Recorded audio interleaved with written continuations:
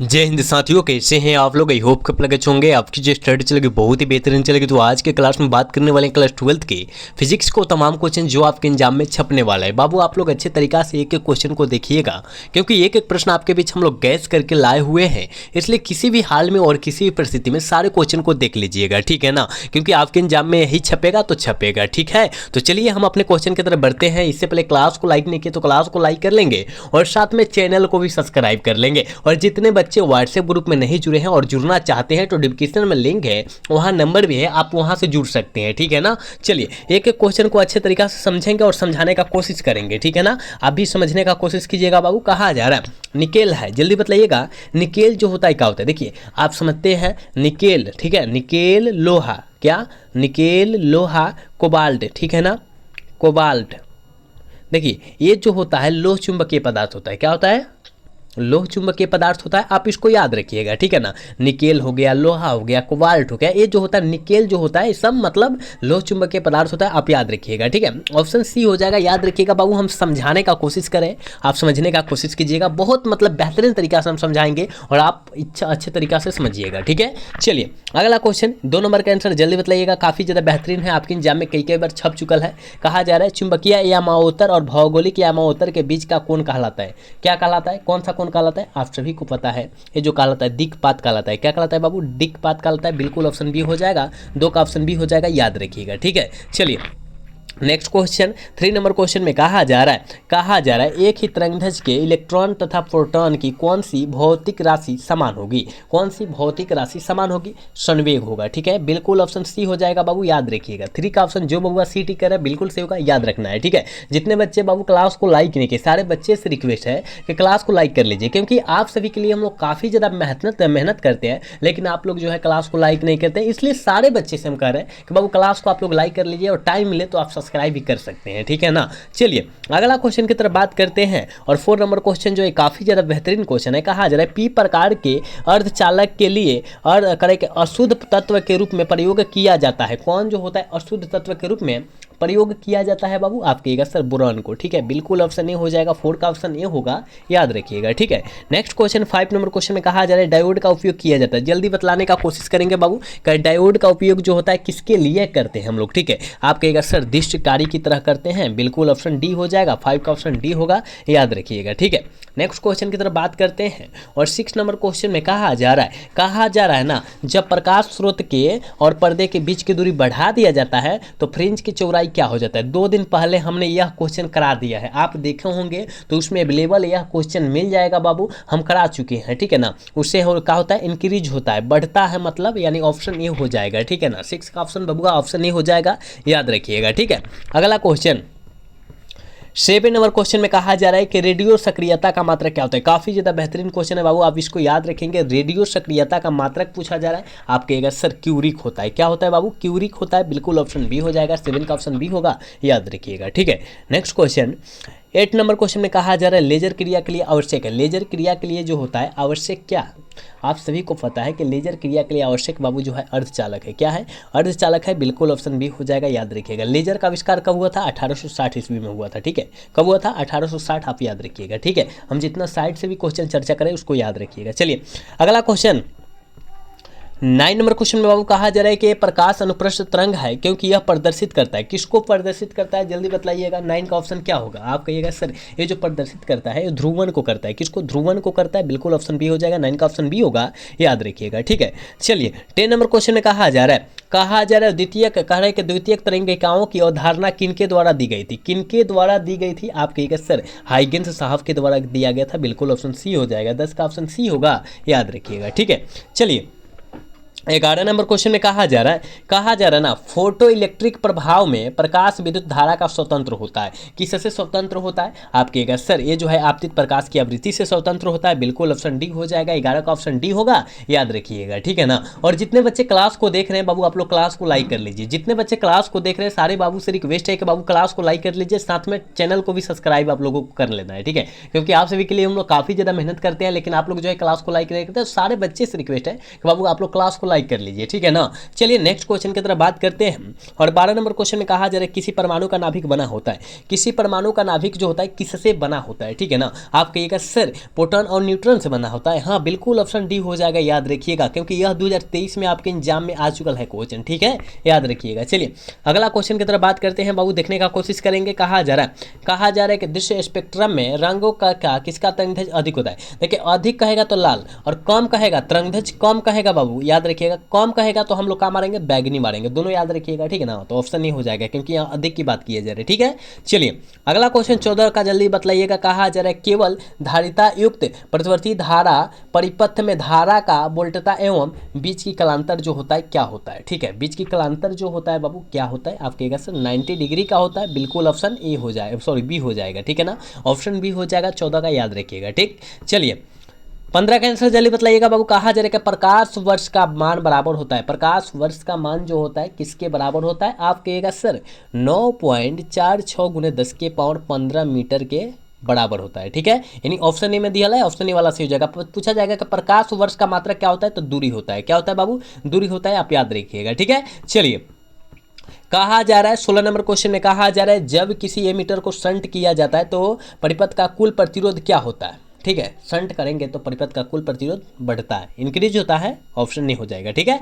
चलिए 7 number question में कहा जा रहा है कि किसी अर्धचालक के तापमान गुणांक का मान होता है, जल्दी बताइएगा इसका मान गुणांक कितना होता है, ठीक है। आप सभी को पता है बाबू ऋणात्मक होता है, क्या होता है, ऋणात्मक होता है, याद रखिएगा, ठीक है ना, याद रखिएगा। चलिए कहा जा रहा है कि चालक के अंदर इलेक्ट्रॉन की गति क्या होती है, चालक के अंदर इलेक्ट्रॉन की गति जो बाबू होती है त्वरित होती है, क्या होती है बाबू, त्वरित होती है, बिल्कुल भी हो जाएगा, ठीक है। नेक्स्ट क्वेश्चन की तरफ बात करते हैं। अनिश का आंसर जल्दी बताइएगा, आप लोग जल्दी से बतलाने का कोशिश करेंगे अनिश का ऑप्शन, ठीक है। कहा जा रहा है प्रति इकाई आवेश पर लगने वाले बल को क्या कहते हैं, प्रति इकाई आवेश पर लगने वाले बल को हम लोग विद्युत क्षेत्र की तीव्रता कहते हैं, क्या कहते हैं बाबू, विद्युत क्षेत्र की तीव्रता, ऑप्शन सी हो जाएगा, ठीक है।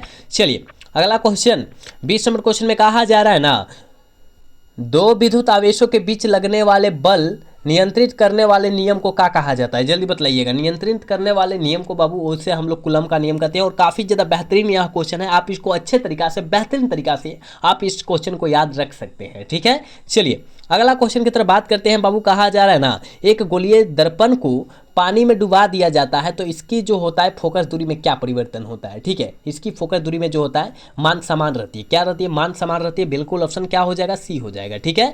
22 नंबर क्वेश्चन में कहा जाए ध्रुव प्रबल का ए सही मात्रक होता है, ध्रुव प्रबल का ए सही मात्रक जो होता है वो क्या होता है, ठीक है। आप कहेगा एम्पियर मीटर, क्या होता है बाबू, एम्पियर मीटर होता है, बिल्कुल ऑप्शन सी हो जाएगा, 22 का ऑप्शन सी होगा, याद रखिएगा, ठीक है। चलिए नेक्स्ट क्वेश्चन 23 नंबर क्वेश्चन में कहा जा रहा है कि विद्युत चुंबकीय तरंगों की प्राकृतिक होती है, विद्युत चुंबकीय तरंगों की प्राकृतिक बाबू जो होती है वो क्या होती है, ठीक है। आप कहिएगा सर विद्युत चुंबकीय तरंगों की प्राकृतिक हमें पता है, अनुप्रस्थ होती है, बिल्कुल ऑप्शन ए हो जाएगा, याद रखिएगा। 23 का बाबू ऑप्शन ए होगा, याद रखना है आपको, ठीक है। चलिए अगला क्वेश्चन 24 नंबर क्वेश्चन में कहा जा रहा है कांच के लिए क्रांतिक कोण होता है, कांच के लिए क्रांतिक कोण का मान जो होता है कितना होता है, लगभग 42 डिग्री होता है, बिल्कुल ऑप्शन डी हो जाएगा, 24 का ऑप्शन डी होगा, याद रखिएगा, ठीक है। जितने बच्चे क्लास को अभी तक लाइक नहीं किया बाबू आप लोग क्लास को लाइक कर लीजिए, क्योंकि यह बात बार बार करने में अच्छा नहीं लगता है, ठीक है ना। तो इसलिए हम कह रहे हैं कि आप लोग बाबू क्लास को लाइक कर लीजिए, साथ में चैनल को सब्सक्राइब कर लेना, साथ में व्हाट्सएप ग्रुप में नहीं जुड़े हैं उसमें जुड़ जाइएगा, डिस्क्रिप्शन में लिंक है, आप लोग जुड़ने का कोशिश तो कीजिए। चलिए 25 का आंसर बताइए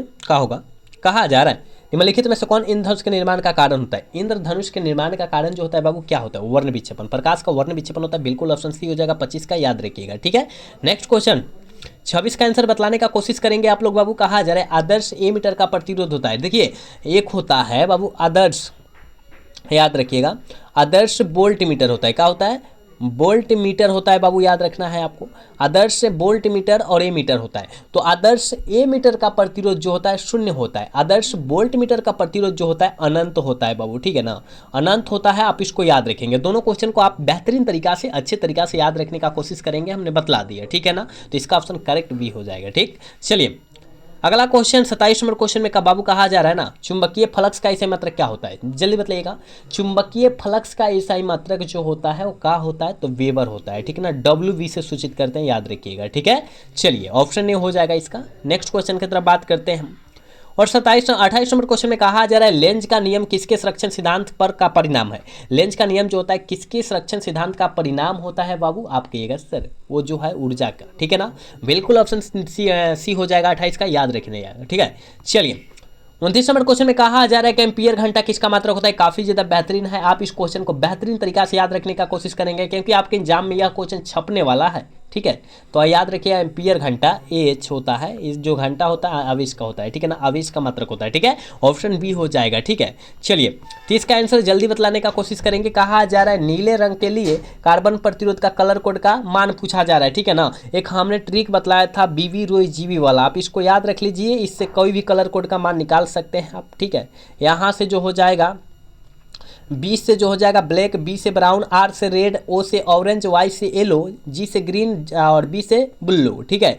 अब यहाँ पर कुछ मान लिखा जाएगा कलर कोड का, यहाँ 0, यहाँ पर 1, यहाँ पर 2, यहाँ पर 3, यहाँ पर 4, यहाँ 5, यहाँ 6। अब आपको इंग्लिश में कलर कोड का नाम, कलर का नाम याद होना चाहिए कि बी से क्या होता है, बी से क्या होता है, आर से क्या होता है। तो बी से ब्लैक, बी से ब्राउन, ठीक है ना। तो आगे ब्लैक तो ब्राउन कहना है, ठीक है। तो यहाँ नीले, नीला मतलब क्या होता है बुल्लू, नीला का स्पेलिंग क्या होता है बाबू बुल्लू। तो बुल्लू देखिए कहाँ है, देखिए ऑप्शन लास्ट में है, तो यानी लास्ट वाला अक्षर कितना है, कहिएगा सर 6 है, तो 6 मारिए ना, ऑप्शन डी वाला सही हो जाएगा, ठीक है। 30 का ऑप्शन डी हो जाएगा, याद रखिएगा। उम्मीद करते हैं आपको समझ में आ गया होगा, ठीक है। चलिए 31 नंबर क्वेश्चन में बाबू कहा जा रहा है कि विद्युत का सबसे अच्छा चालक निम्नलिखित में से कौन है। जल्दी बताइएगा कि विद्युत का सबसे अच्छा चालक जो है कौन है, ठीक है। आप सभी को पता है बाबू कि विद्युत का सबसे अच्छा चालक जो है चांदी है। क्या है, चांदी है, बिल्कुल ऑप्शन हो जाएगा 31 का, याद रखिएगा, ठीक है। एक बार सारे बच्चे क्लास को लाइक कर लेंगे, सारे बच्चे जितने बच्चे क्लास को देख रहे हैं और क्लास को लाइक नहीं करें, सारे बच्चे से रिक्वेस्ट है, सारे बच्चवा से रिक्वेस्ट है बाबू आप लोग क्लास को लाइक कर लीजिए, ठीक है। चलिए अगला क्वेश्चन 32 नंबर क्वेश्चन में कहा जा रहा है कि चुंबकीय फलक से चुंबकीय कहा जा रहा है पृथ्वी के चुंबकीय ध्रुव पर नमन कोण का मान जो होता है वो कितना डिग्री होता है चुंबकीय ध्रुव पर, ठीक है। पृथ्वी के ध्रुव पर और चुंबकीय नमन कोण का मान बाबू होता है ना, याद रखिएगा, वो जो होता है 90 डिग्री का होता है, ठीक है ना। नमन 90, नमन डिग्री 90। अगर विश्ववत पे पूछेगा तब 0 मारेंगे, ठीक है। विश्ववत पर नमन कोण का मान पूछेगा तब 90 नहीं 0 मारेंगे, ठीक है। चलिए 33 का ऑप्शन बताइएगा सौर ऊर्जा का स्रोत क्या होता है बाबू, सौर ऊर्जा का स्रोत क्या होता है। आप कहिएगा सर सौर ऊर्जा का स्रोत जो होता है वो नाभिकीय संलयन होता है, ठीक है। संलयन मतलब जो होता है एक दूसरे को जोड़ना होता है, विखंडन नहीं होता है, विखंडन मतलब तोड़ना होता है, और संलयन मतलब क्या होता है बाबू, जोड़ना होता है एक दूसरे को, ठीक है। चलिए नेक्स्ट क्वेश्चन 34 नंबर क्वेश्चन में कहा जा रहा है वोल्ट मीटर मापा जाता है। देखिए बाबू वोल्ट मीटर जो होता है वो जो मापा जाता है वो याद रखिएगा वो जो है विभवांतर से मापा जाता है, और ए मीटर कहेगा ए मीटर किससे मापा जाता है, तो ये धारा से मापा जाता है, ठीक है। इसको भी याद रखिएगा, ठीक है। चलिए आज के क्लास के लास्ट क्वेश्चन की तरफ बात करते हैं, और 35 नंबर क्वेश्चन है, कहा जरा मूल गेट के लिए निम्नलिखित में से कौन सही है, जल्दी बताइएगा। मूल गेट का यहाँ पर समीकरण बाबू पूछा जा रहा है, सही समीकरण, ठीक है।